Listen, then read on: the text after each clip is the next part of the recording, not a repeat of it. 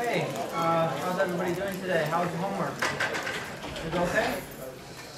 Let's get a show of hands so our TAs can look at this too.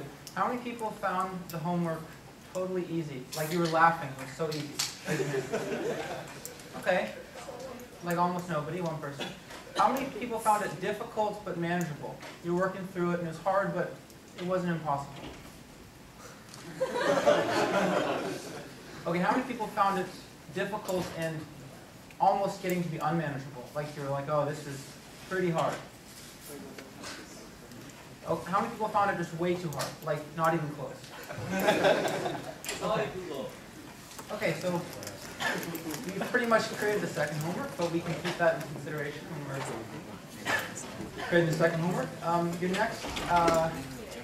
Your next task is you have a proposal due next Tuesday. That's the project proposal for your final project for this class. So the guidelines for that are on the website. Take a look at it and make sure you don't leave it till Monday night because you know this project you're going to be working on all the way through class. You don't want to just kind of make something up at the last minute because you forgot. And the next homework will be assigned on Tuesday. Homework 2 will go out on Tuesday. You'll have 2 weeks to do that one just like this one. Any questions about any kind of administrative stuff? Yeah.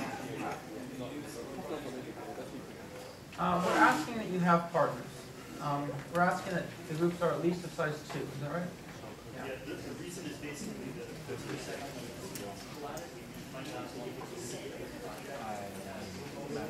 So we want to make sure we give people time to explain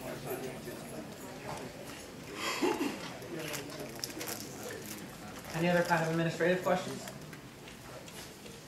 How about any questions about course material? About stuff we've learned so far? No? Okay, so I did a little bit of Googling. We all know that's the most definitive source for information these days. And I was trying to figure out what dates I could associate with the material we've learned so far. So Jeff could jump in if he thinks that I'm off on the dates. But gradient descent. Let's get a guess from some people about what time you think people were thinking about gradient descent. When was that invented roughly? What year? 1960s. No, a lot earlier than that. Actually, that's what I found. 1700. 1700 is a little too early. Apparently it's attributed to Cauchy, the mathematician Cauchy in 1847. So that's pretty old stuff we learned. So you should be pretty impressed. We've been learning some old material. Subgrading method. We learned that last lecture, the last 2 lectures actually. How about a guess for that? It seems pretty modern, right? What do you guys think? 1900s? Yeah, I think it's about the 1960s when people started working with subgrading methods. 1950s, okay. So now we're moving into 2 new topics, generalized gradient descent and acceleration next lecture. So generalized gradient descent is very modern. I mean, the idea of doing proximal gradients, which is another word for it, is maybe a little older, but the framework that we attribute to generalized gradient descent that kind of encapsulates all the ideas, that's very modern. That's in the last, say, 20 years. And acceleration is the same thing. The acceleration techniques we're going to learn, those are like 2009, I think, one of them. And the oldest one will be 1983. So we're moving into some pretty modern stuff in the next 2 lectures. And that's the nice thing about the optimization community is that it moves so fast. We have some kind of fundamental ideas that we learned, and they're as old as 1847. But it's not like people don't work on them anymore.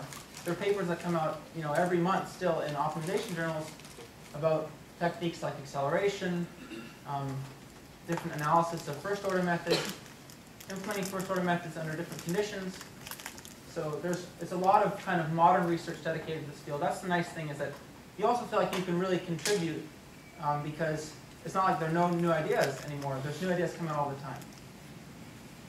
So just a little reminder of what subgrading method was. We want to solve this unconstrained, non-differentiable, possibly, but convex minimization problem.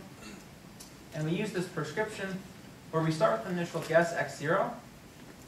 And then we just repeat this iteration over and over again. Looks like gradient descent, except we replace the gradients by subgradients. Okay, so the kth iterate xk is equal to xk minus 1 minus some step size tk times a subgradient gk minus 1 of the function f at xk minus 1. We just iterate that. Okay, and we talked about the choices of step sizes tk being different from gradient descent and that they were fixed. I kept saying fixed. I didn't mean fixed as in tk was constant. I meant that they're non-adaptive. So that they don't adapt to the function f or the iterates in the sense that they don't actually use the information on xk minus 1 or f. They're just prescribed ahead of time. So one choice would be to have it to be constant.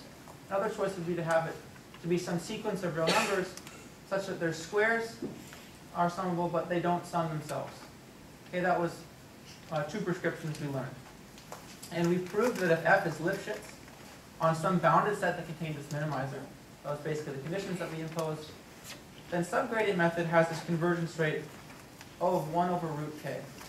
Okay, so after k iterations, we're something like the constant factor times 1 over root k away from the optimum in terms of our function value.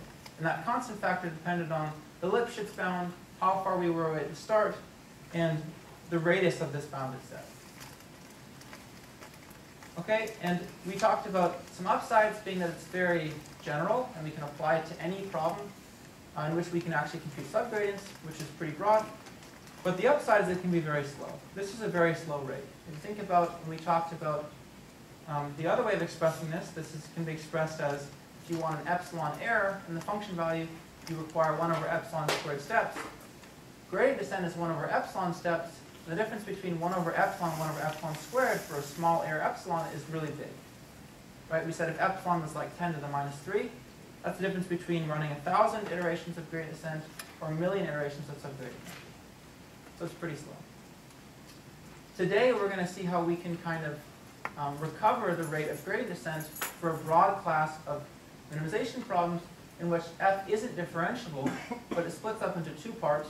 It splits up into a differentiable part and a non-differentiable part, additive, and the non-differentiable part we're going to ask to be simple. Any questions about where we're going? Okay, so maybe we want to collect the homework quickly. All right, anybody who's still holding on to their homework, please put it, just come on up and put it down. It's officially late after now, so you don't want to miss anybody who's sitting holding on to the homework in the audience.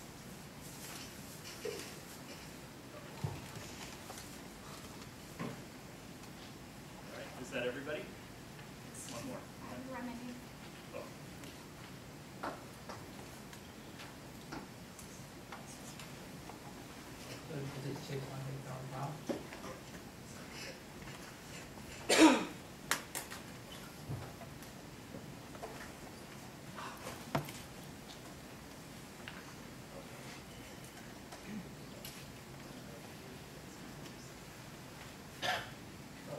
Yeah, we'll figure it out after class. Okay, and scene. So no more homework.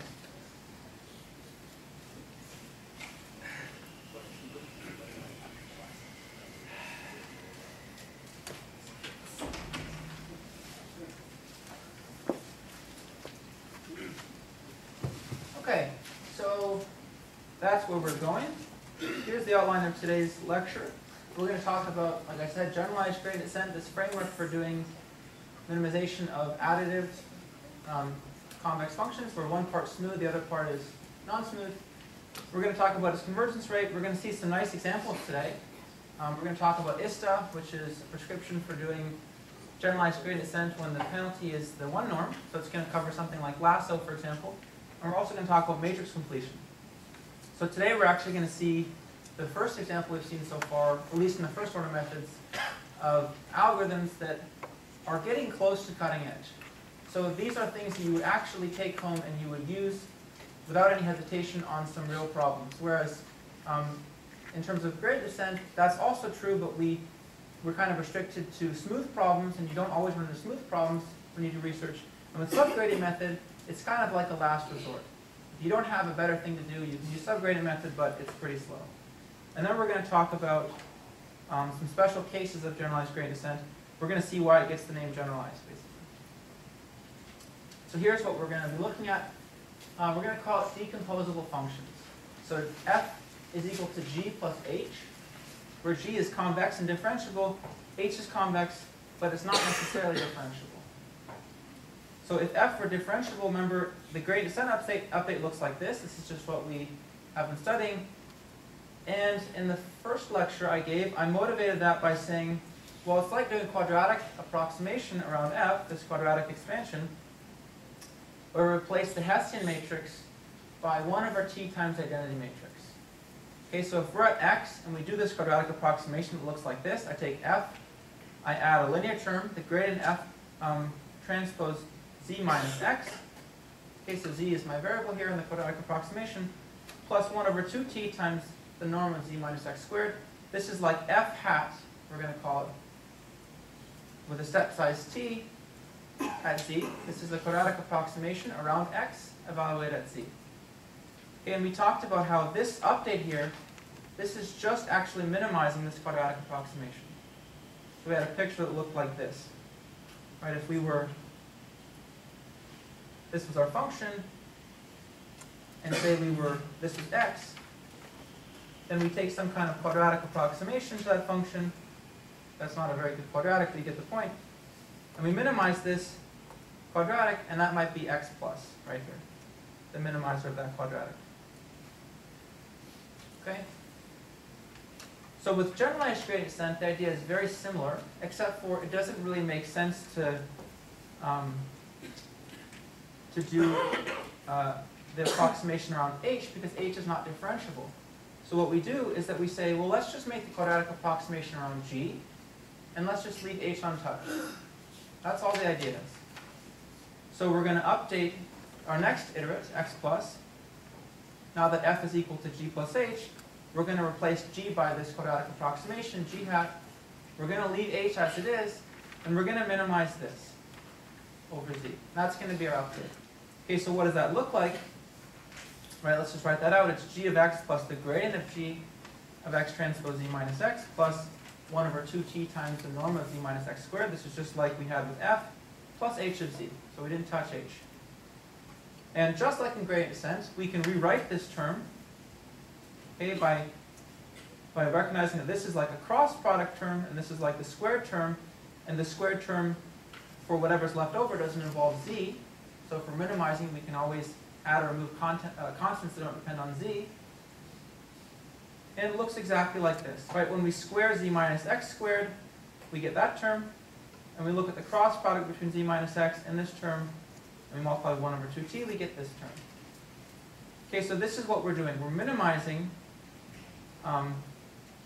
this function, 1 over 2t times z minus the gradient update that it would have been at g, plus h of z. And that's going to be our next point x plus. So what's the interpretation here? Right, each of these terms provides some contribution to that minimum. The first term says, I'd like the update to be close to what the gradient update would have been for g. Right, because this is exactly what it would have been for g. This term says, let's also make h small. We're trying to minimize g plus h, so we might as well make h small. That's how you can think about these two terms. And again, you can see if we make t small, there's more weight on the first term. Okay, any questions about that? Okay, so this is some important notation we're going to use. We're going to call this problem, this very simple problem, a proximal minimization problem. Now, I might as well write down on paper because, like I said, it's important, so I can emphasize it. But we're going to define the prox function associated with some convex function h to be the following. It's the minimum over all points z of 1 over 2t times x minus z squared in norm plus h of z.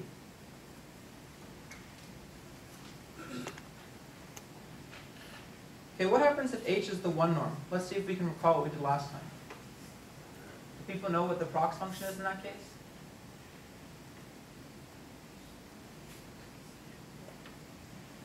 We did this last time. We talked about if h was the one norm, so if I have something like the one norm of z here, as an example, the prox function is the soft thresholding operator.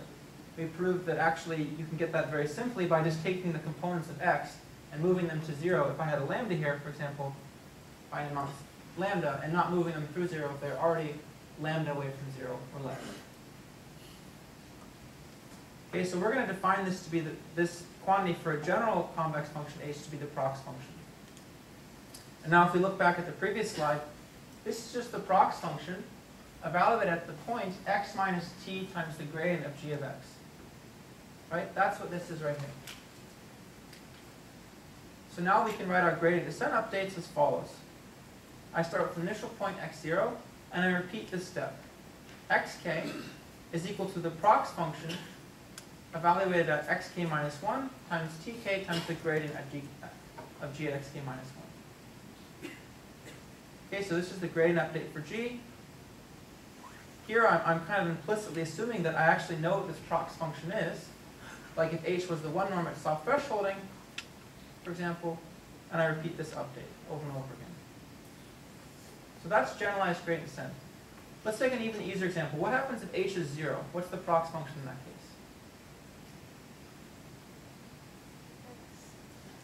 Well, if h was 0, what should we get out of this algorithm? It should be something we know already. It should be gradient descent. So the prox function should be its identity, right? It's just going to give us back whatever we give it.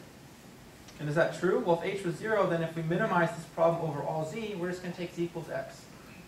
Right? So that's definitely okay with that. To make this step look more familiar sometimes in our proofs, also when we talk about stuff like backtracking, it's actually really helpful to write this as if it were a gradient update. Right? This looks different than gradient descent. So we're going to kind of do something that maybe looks complicated, but it's super simple in principle. We're just defining a function g so that we can write this, the prox function, as x minus t times g. So it looks like the gradient update, where we replace this g by the gradient. This is called the generalized gradient. Okay, so it might look complicated, but it's not at all. We're just defining g so that we can write the updates to look like this in the familiar form. Okay, so it ends up being x minus the prox of x minus t times the gradient of g at x divided by t. Okay, so this is called the generalized gradient. Then when we write it in this form, this looks like a gradient descent method where we replace the gradient by this generalized gradient. Okay, so you're right. You have a right to be suspicious here because it looks like we basically just replaced one minimization with another. We wanted to minimize f, which is equal to g plus h, and then I just kind of threw in some other minimization problem involving the prox, and I told you that was an algorithm. So if it's true that we can't evaluate the prox, then there's no point in doing generalized gradient descent. So you have a right to be suspicious in general, but the point is that the prox function can be computed analytically for a lot of simple functions h that we run into in practice. Okay, so I just gave you an example of the one norm. Later on in the lecture, we're going to see a more complicated example involving a matrix norm.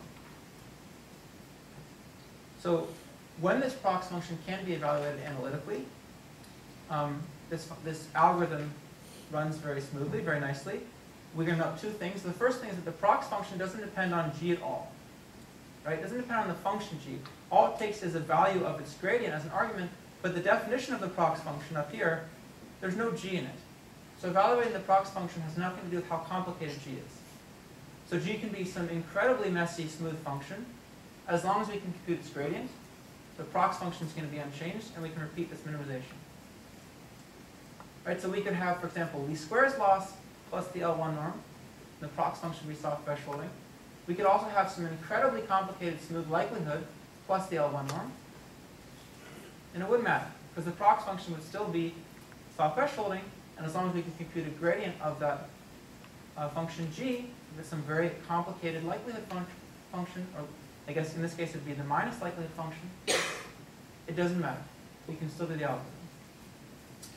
Our convergence analysis we're going to talk about, it's going to be in terms of number of iterations of this algorithm.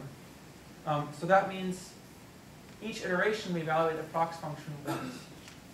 Right, so it's like the number of times that we evaluate the prox function in this particular prescription where, let's say we have a fixed step size.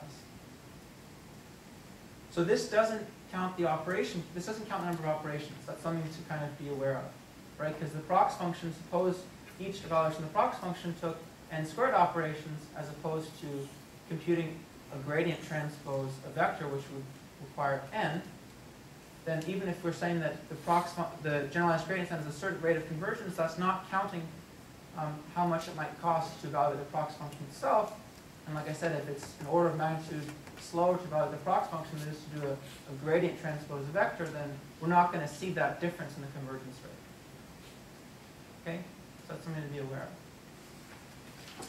So here's an example that I wanted to go through to motivate this algorithm. Let's look at the lasso criterion. This is something we've been talking about, and we haven't talked about an algorithm to solve it yet. We've talked about using forward stage-wise regression to get an approximate solution path to the lasso path, which is sometimes correct. We haven't actually talked about solving it. So here's our first algorithm to solve the lasso. Okay, it stands for ISTA, which is the iterative soft thresholding algorithm. And it turns out that this algorithm is just a generalized gradient descent. So like we talked about, the prox function in this case looks like this. We want to minimize 1 over 2t times x minus c squared norm plus the 1 norm of z times some real number lambda that's non-negative. Okay, so here I've split up the lasso criterion into the loss term, with least squares loss being g, which is smooth, and lambda times L1 norm being h, which is non-smooth. Okay, so that's a pretty natural distinction there. And last time we proved that this is actually just the soft thresholding operator. We used subgradients to prove that. So it's very simple. I just take x and I subtract lambda if x is bigger than lambda. I'd add lambda if x is smaller than minus lambda, and otherwise it's 0. So this is very cheap, right? This just requires n operations. Very, very cheap. So what is the gradient in this case? We've done this a couple times in class. The gradient here looks like minus A transpose y minus AX. Okay, for the least squares loss, that's what the gradient looks like. So what does the generalized gradient update look like? Well, remember it looks like x plus equals the prox function of x minus t times the gradient of g at x. Okay, so in this case, this part is just equal to t times, or I guess it's rather minus t times A transpose y minus AX. And the prox function in this case is we soft threshold by an amount lambda times t. Okay, why is it lambda times t? Maybe we can just go back and make sure we understand that. Anybody tell me why it's not soft thresholding by lambda?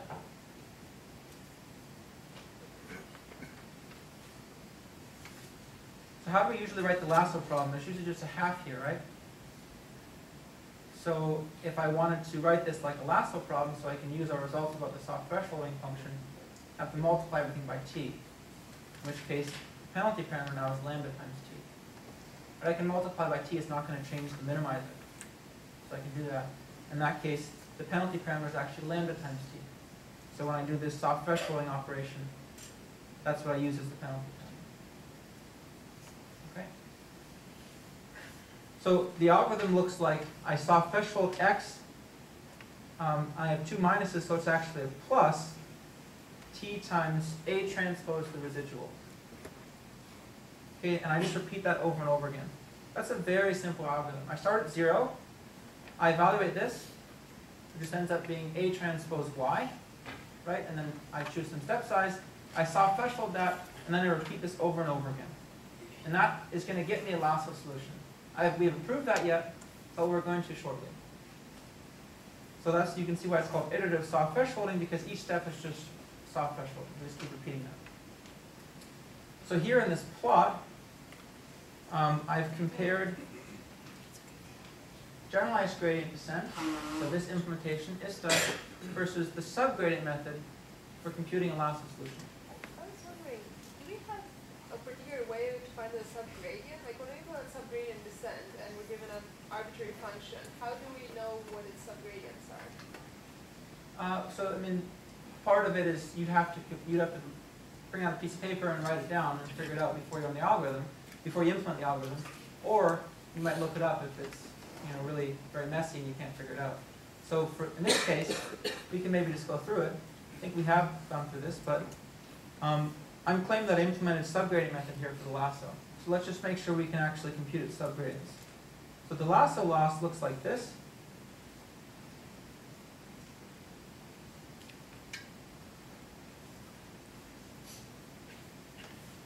There's a 1/2 here usually to make sure that the gradients come out cleanly. Okay, so what are the subgradients of f? Well, we used this rule a couple times. I can always split up subgradients. Right, if I have the sum of two things, I can just take the subgradients of each thing and add them up. So the first part's differentiable, so I just get its gradient. Okay, and the second part, we know what the subgradients of the one norm are. We've studied those. So I'll write that as maybe say v. So v is a vector. So this is a subgradient of f at a point x. And now I have to say where bi and its ith component, it's equal to the sine of xi if xi is not 0. Otherwise, it's equal to, it's an element, actually, anything between -1 and 1. Okay, so there's a little bit of ambiguity there. I think somebody asked a question about this last class.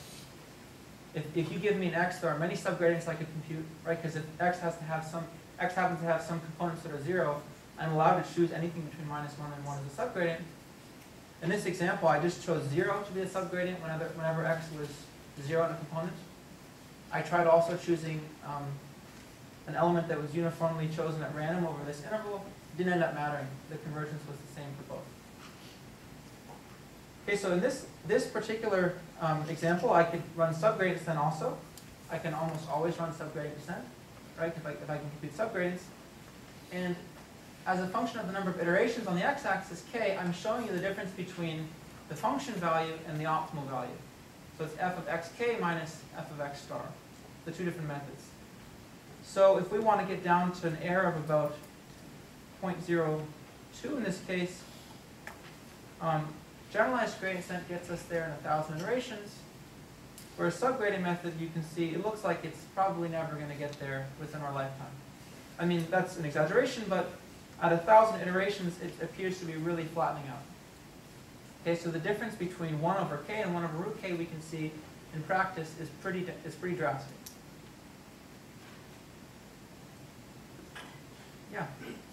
So the function that we were trying to minimize like gx such as x, we did that before also, right? So what difference did we do that gives us this order of 1 by g? I don't think we've minimized sums of functions before. I mean, we did this was the sum of two functions, right? Yeah, that's right. And Okay, so one what? of them had some different. Yeah. So what's the difference between these two algorithms? It's not like the problem's any different. I can still think of this as g and h. Okay, but in one method, subgradient method, I don't recognize any part of the criterion as smooth. I just think of it as a criterion, and I compute its subgrades, and they happen to be this. Okay, and I use those repeatedly to try to update my current iteration. Okay, in the second method, in generalized gradient descent, when we motivated it, you can see we actually used the fact that g was smooth in order to make a quadratic expansion around x of the function. And because we're using some extra information, we can actually regain some of the power of gradient descent, as long as the proximal evaluation is simple.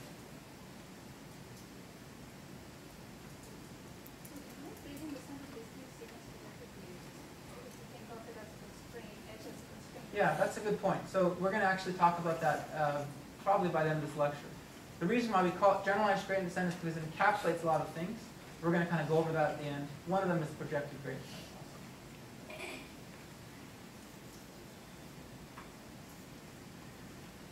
Okay, so we have this nice picture, but how do you know I wasn't just kind of fooling around and until I got a nice steeply sloped red line? I actually want to tell you that that's true in general. So here's a theorem, and we're gonna go through the proof, but the proof looks very similar to things we've done, so we're going to go through it kind of quickly. We're going to make basically the same assumptions that we make for gradient descent, but now we're going to replace those assumptions as, instead of being on f, they're going to be on g. Okay, so if f is equal to g plus h, we're going to assume that g is convex differentiable, and as we did with gradient descent, its gradient is Lipschitz continuous with some Lipschitz constant L. Okay? H is convex, it's not necessarily differentiable, but all that we're going to assume is that the prox function, right here, it can be evaluated. So that's more or less a strong assumption, because for some h's, you can't do that. And we'll probably see some examples of that next lecture. So with those two assumptions, here's our theorem. It looks very similar to that for gradient descent. If we take a step size t that's smaller than or equal to 1 over the Lipschitz constant of g now, generalized gradient descent has the same convergence rate, even up to constants, as gradient descent. Right? So f of x k minus f of x star is how far away we started, squared, over 2 times t times k. Okay, but I wanted to also emphasize, this counts the number of iterations of the algorithm, not the number of operations. Okay, so this counts the number of updates we make. And the prox function could be costly, in which case this is not exactly a fair comparison. Okay, but at least we found the number of iterations. Okay, the proof I think is very similar to that for gradient descent. So we're just going to go through the start of the steps quickly. Yeah? Yeah? After that, if G is convex and that's non-differentiable, but it has subgradient, so can I use the generalized gradient descent method? No, so if G is convex, and But it has subgradient, non-differentiable. yeah, so in that case, we'd basically be using subgradient method. We can't really make a quadratic, an expansion of f around a point using subgradients, because we wouldn't really know which subgradient to take in a quadratic expansion. So the moment you drop the smooth assumption on G, we're kind of back to subgradient method. There's nothing special about that decomposition anymore. Question? Could you just repeat questions and come through? Yeah, sure. So this question was, what happens if G is convex but not smooth?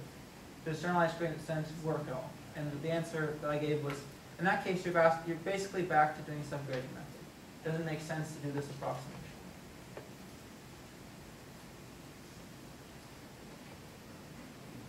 Okay, so a couple of steps in the proof. They're going to look very similar to what we did for gradient descent. The first step is that we're going to say, well, since the gradient of G is Lipschitz, with constant L, right? That gave us a quadratic bound. That gives us a quadratic bound for G in terms of L. So because f is equal to G plus h, we can just stick that in. Actually, let's think about f at y.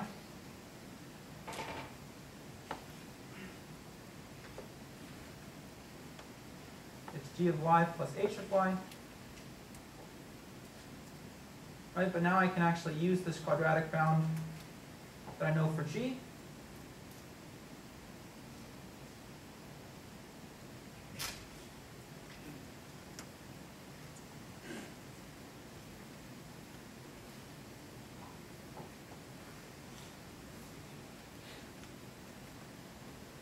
Okay? And now we're going to go ahead and we're going to plug in y to be our next point, just like we did for gradient descent.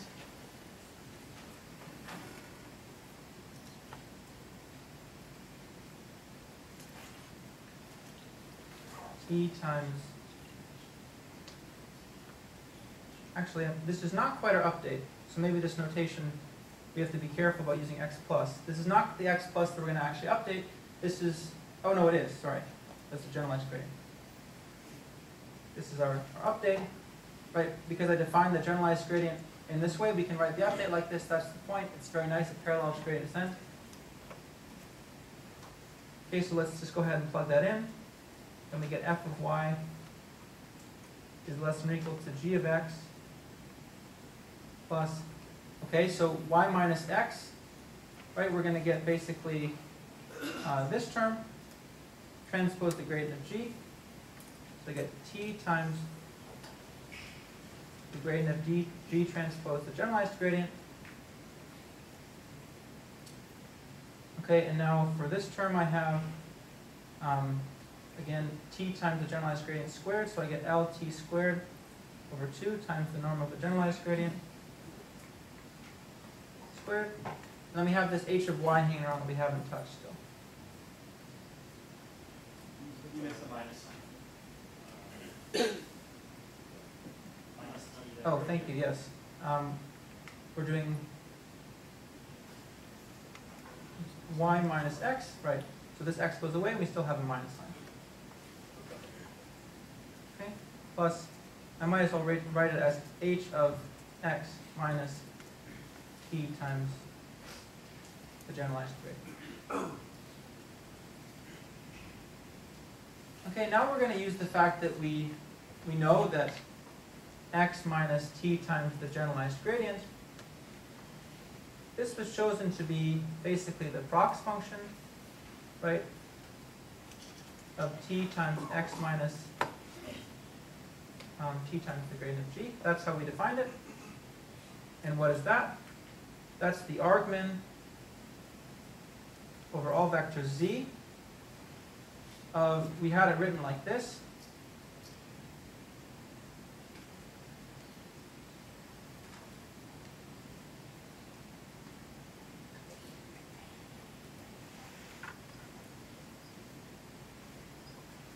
Right, and this was convenient because it looks kind of more concise, but we can also expand this and go back to our earlier form and write this as the argmin over all z of g of x transpose d minus x plus 1 over 2t times d minus x squared plus h of z. So I didn't do anything fancy there, I just expanded that back to our old form.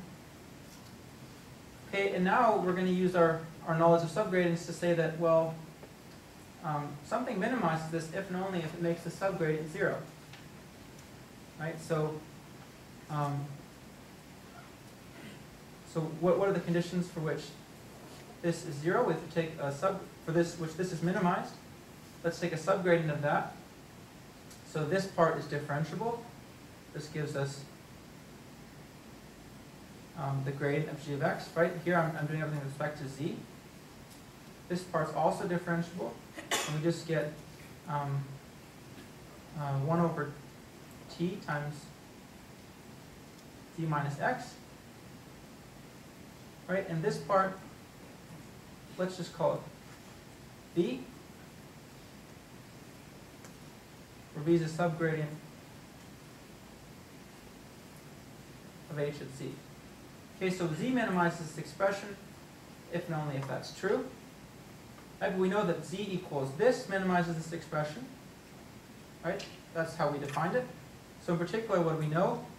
We know that this is true, g of x plus, well, what's z minus x if this is z? This ends up being minus just the generalized gradient plus b equals 0. In other words, we said that g of t minus the generalized gradient is a subgradient of h at x minus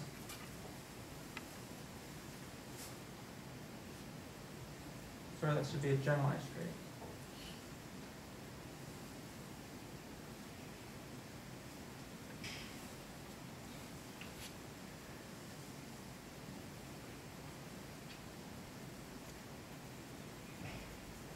Okay, there are questions about that? That was just following basically the definition of the prox function and using subgradients to characterize optimality.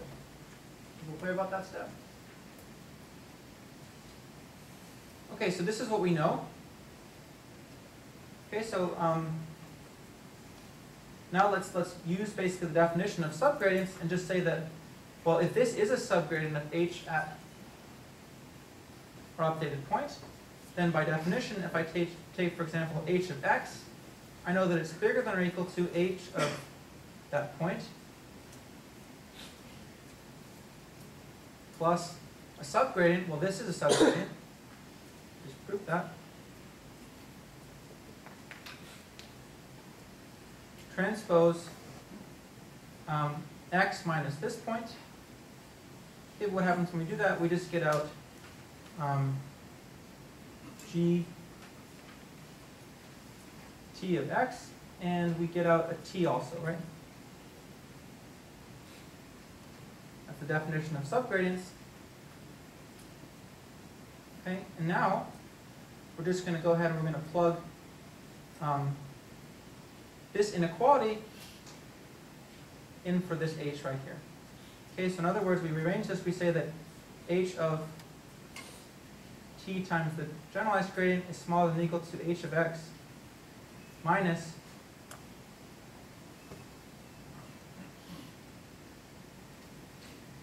this subgradient times the generalized gradient. Okay, we're going to go ahead and we're going to plug that in up here for h. Okay, let's just look at that real quick. This term right here is going to give us minus t times the norm squared. So it's going to basically lump together with that term. We'll get like a minus 1 there, or a minus t here in the constant. And what's this term? This term.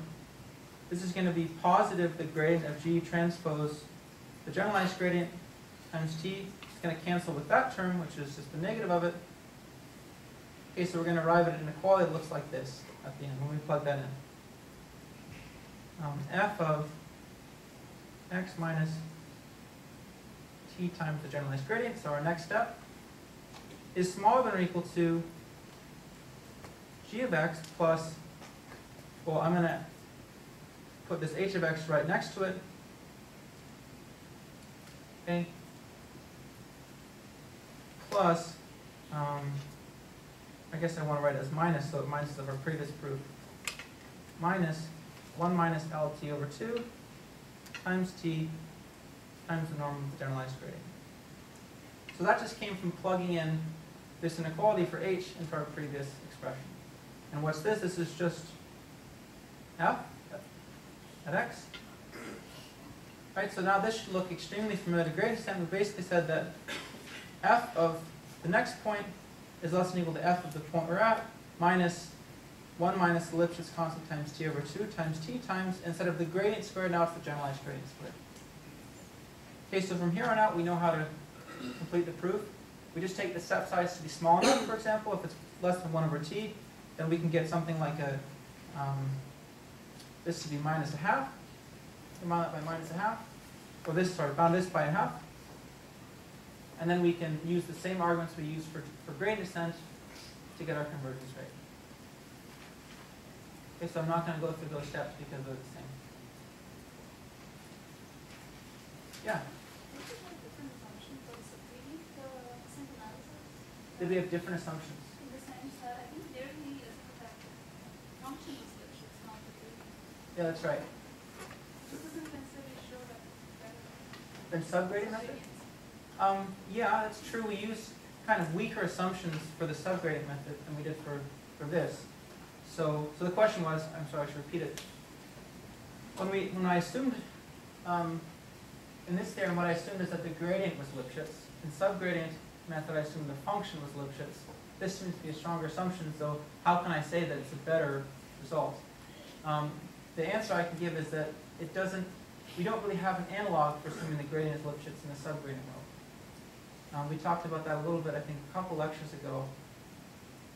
If you look at the statement, a statement like this, for example, the gradient of g of x minus the gradient of g of y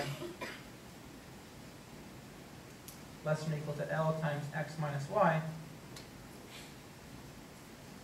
Okay, suppose I didn't have, suppose g wasn't differentiable, but I could compute its subgradients, then you might think I would assume something like this. For any subgradient at x, and for any subgradient at y, it still satisfies this. That might be the analog we would think of. But I also talked about how for example, for this function, the absolute value function, it doesn't make any sense to assume that. And for a lot of examples, it doesn't. So there's not kind of an obvious analog for what we would assume in place of that. If we assume the function is Lipschitz here, then we don't get this right. We get the same 1 over root k, right? But we're using the fact that it's differentiable. That's really what we're doing.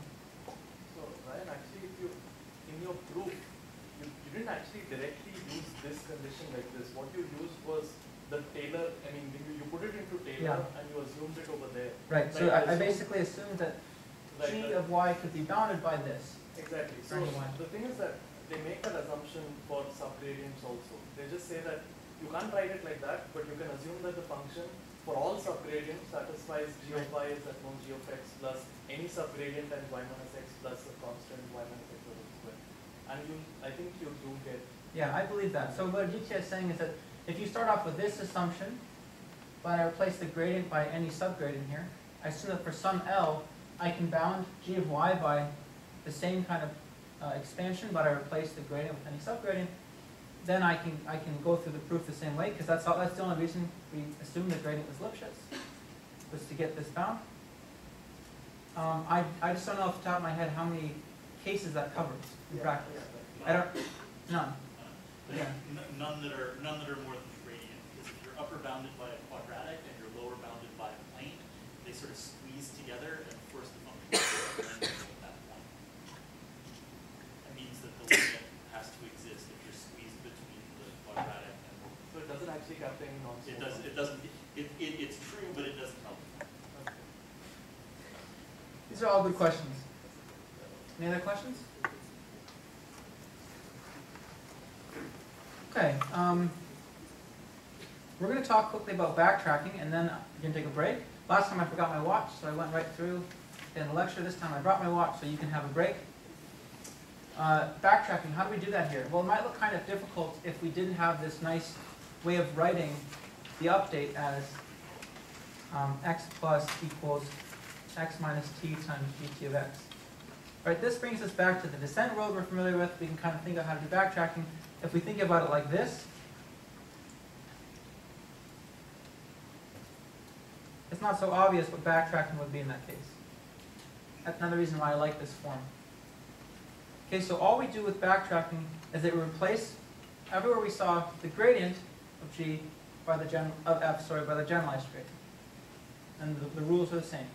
Nothing new there. Okay, so we fix some parameter beta that's smaller than 1. And at each iteration, we start with t equals 1. We evaluate the function at our proposed update, x minus t times the generalized gradient now of x. And we see, is that bigger than the function minus, in this case, I'm taking alpha to be a half because some people didn't like the fact that we had 2 parameters, which is fine. Minus t over 2 times the generalized gradient squared. Okay, so that's the backtracking update rule. As soon as I get less than or equal to up there, I exit, and then I make the step. And I continue with the next iteration. Okay, so we have a theorem, and it says that with backtracking line search, you get the same convergence rate. It's the complete analog to gradient descent, and the proof is the same too. So we're not going to go over that. But I think there's actually somewhat of a difference here in the generalized gradient world when I look at backtracking versus fixed step size when I do in just gradient descent. Okay, can anybody see what that is? If I think about repeating this within each iteration. Right, so somebody said the prox takes time. Where does the prox come into here? Yes, every time I evaluate g of t, that's actually a prox update. Right, because g of t of x was equal to x minus, I can't remember whether it was the prox or t times the prox. I think it's this. I might be missing a factor of t up there, but it's not so important for this point. Every time I evaluate the generalized gradient, that's one proximal minimization I have to do. It's not like in gradient descent, where if I know the gradient in closed form, I can just evaluate it.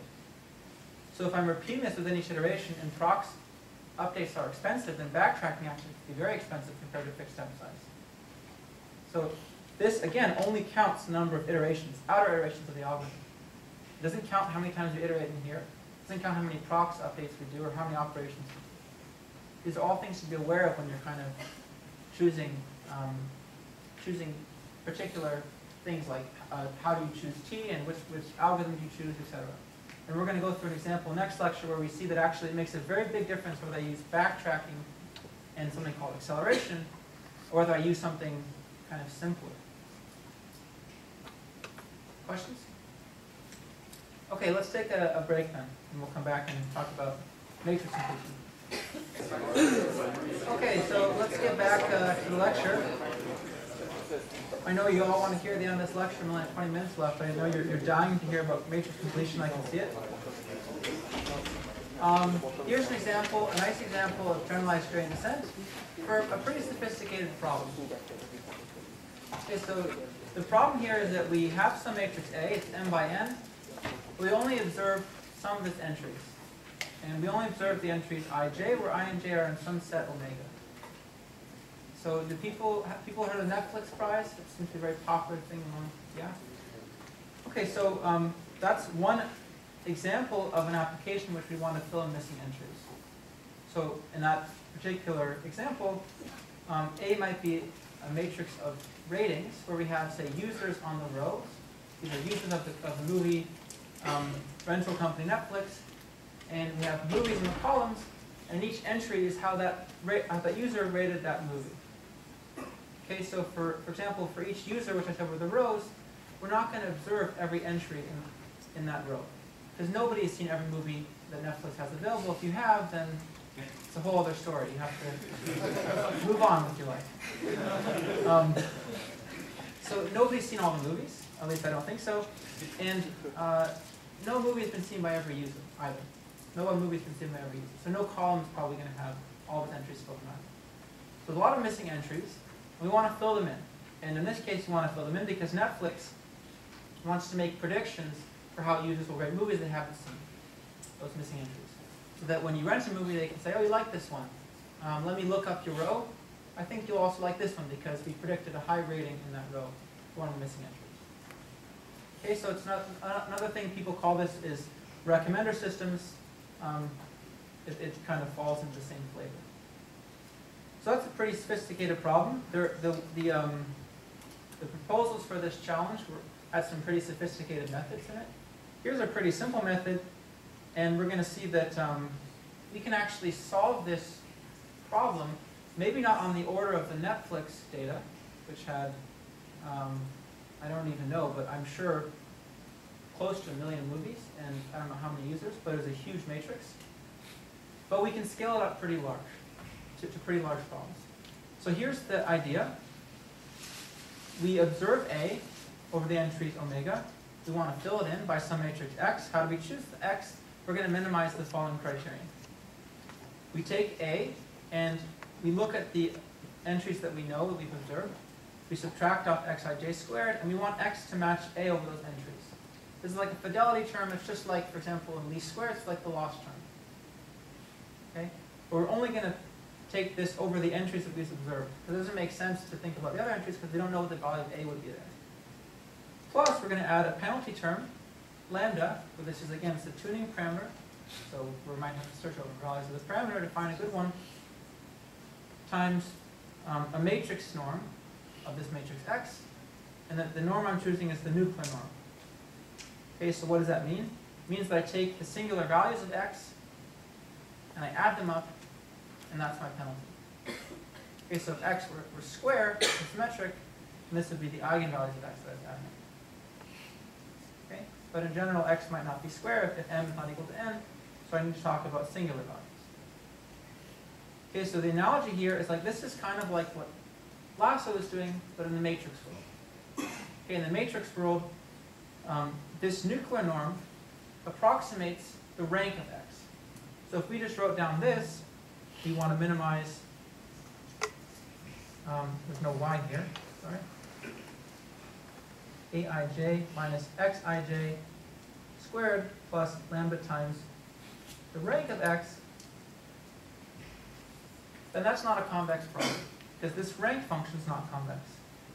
Okay, this is kind of like the analogy, like I said, in vector world of the L0 norm of x.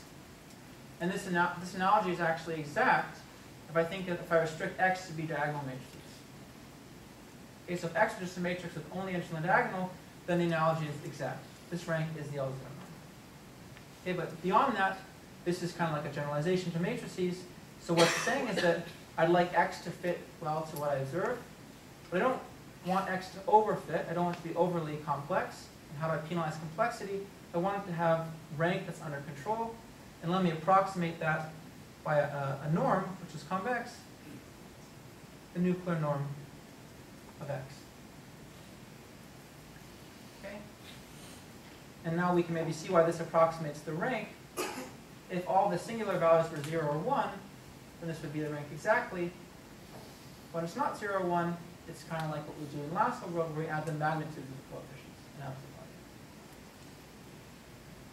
So questions about this criterion, why this makes sense to what we're trying to do? No? Good. Okay, so we're going to rewrite this problem. And I'm going to talk about this projection operator. And when you give it a matrix X, it gives you back Xij if I and j happen to be in the observed set, and it's 0 otherwise. Okay, that just enables us to write the criterion more easily. And now the criterion looks like this. This is the ith entry of that matrix. So the projection of omega, this projection gives us back a matrix whose ith entry is this or that, depending on whether they observed it or not.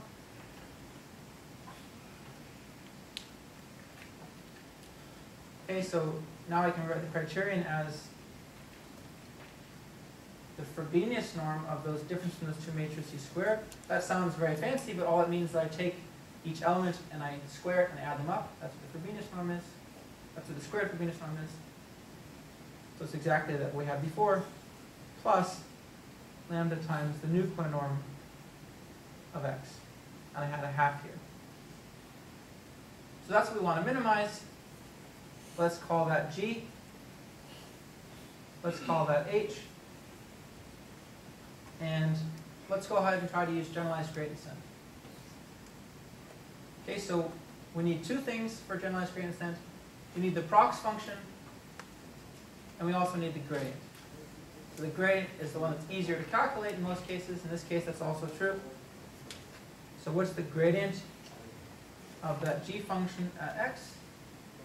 Okay, well maybe you can think about this and check it on your own if you don't believe me. But it's equal to minus, I'm writing a minus just because we're going to be subtracting it later, so I wanted to have the minus signs cancel.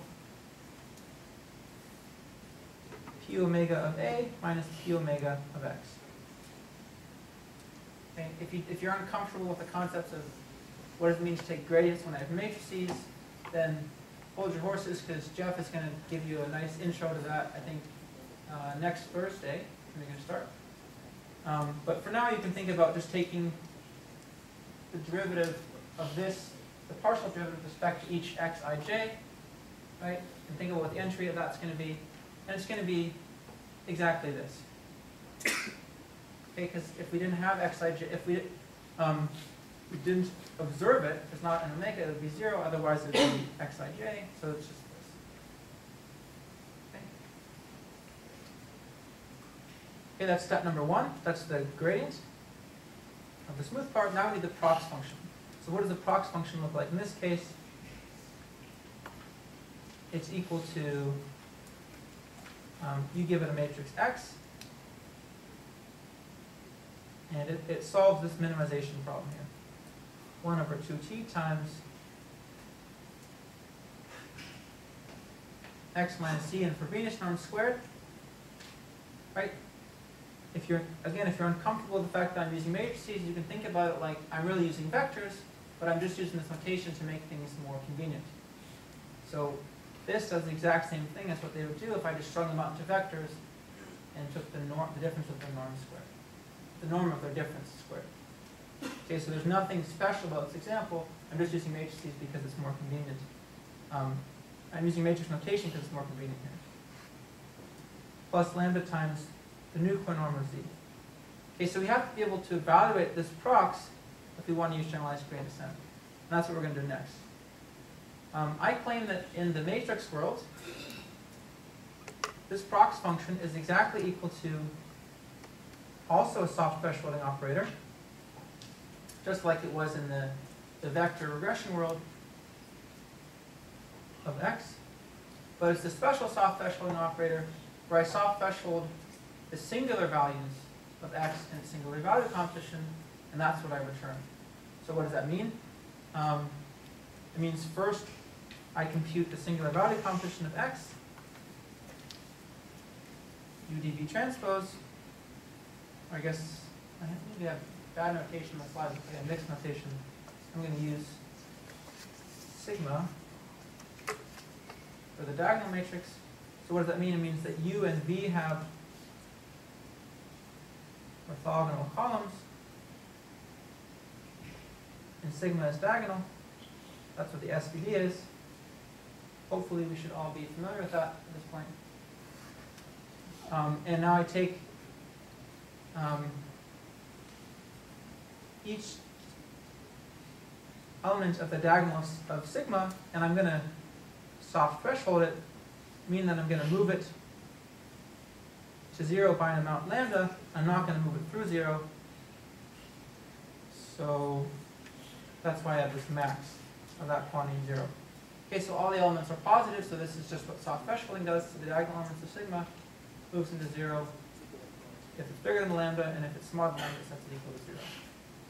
And then I claim that the prox function is equal to u times this new sigma times v transpose. Okay? So why is that true? You're going to help me out in proving why that's true, because I'm going to use a fact that you're going to prove on your second homework, and that way I don't have to do it in class. So what's the fact? And I'll also give you some good practice at computing subgradients.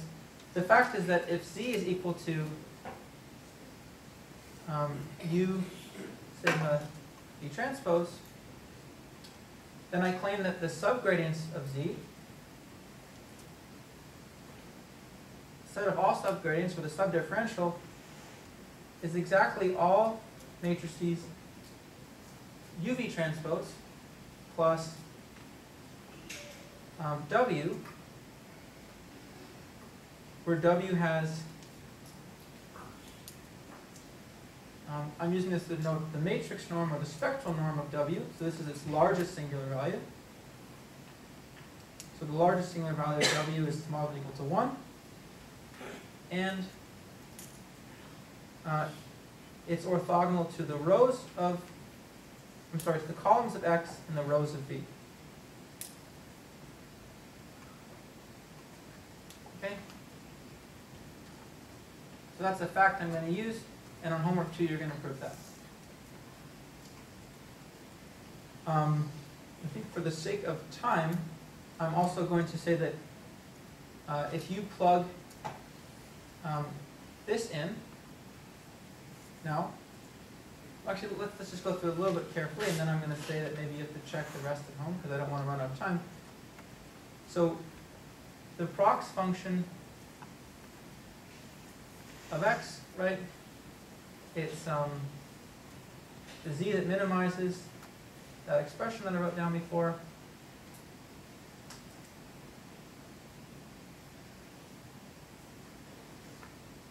Okay, so how do we characterize it? We can look at the subgradients.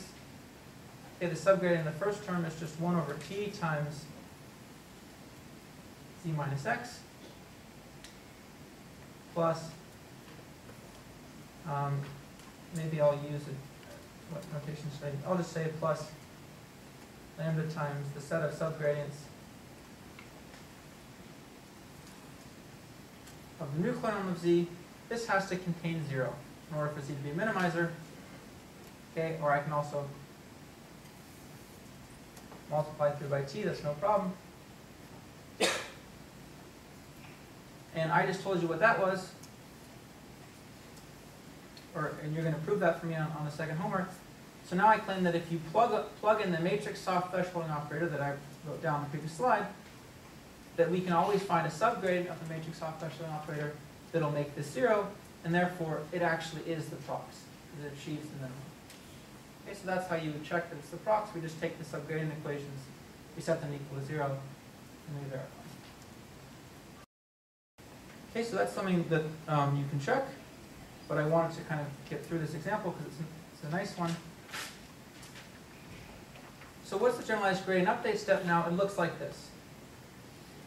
My next matrix X plus is, I do this matrix soft thresholding of X plus the gradient of G, which if you remember was this, T times the gradient of G.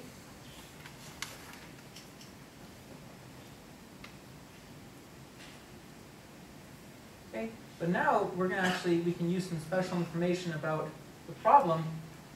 This G, right, this gradient of G, this was equal to this.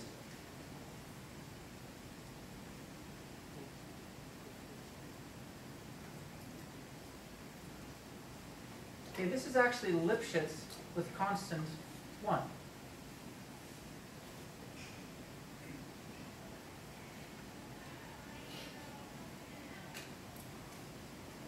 Right, why is that true? Let's just write down what, say, g of y minus g of x would be. It's going to be equal to p of y minus p of x, right? And that in norm, for example, same for Venus norm, is certainly going to be less than or equal to y minus x. Right? Because if I add in more entries, then it can only get bigger. So it's definitely Lipschitz with constant 1. That's nice. What does that mean from our convergence analysis? That means we are allowed to take t equals 1, which is one of the Lipschitz constant, and we know it's going to converge. Okay, so what does that look like up here? The updates become now soft thresholding at lambda of x plus p of a minus p of x. And I can introduce a little bit more notation. Write that like this. Where this just now gives me the unobserved entries, the entries that are outside of omega of the observed set. Right, so I'm just going to define, for example, that projection operator to be so that this is true.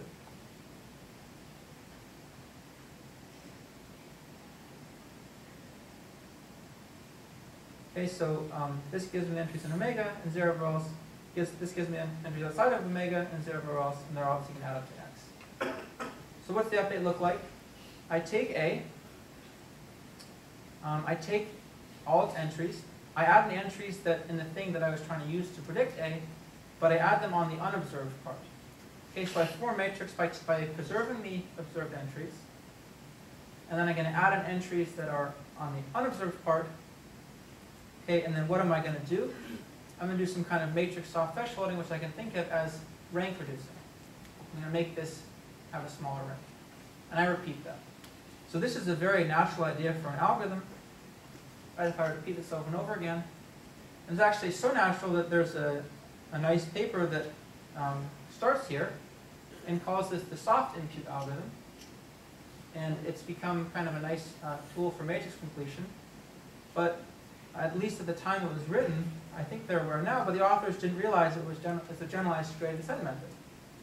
So the paper had a lot of kind of nice material proving that it converged and giving a convergence rate and giving all these examples.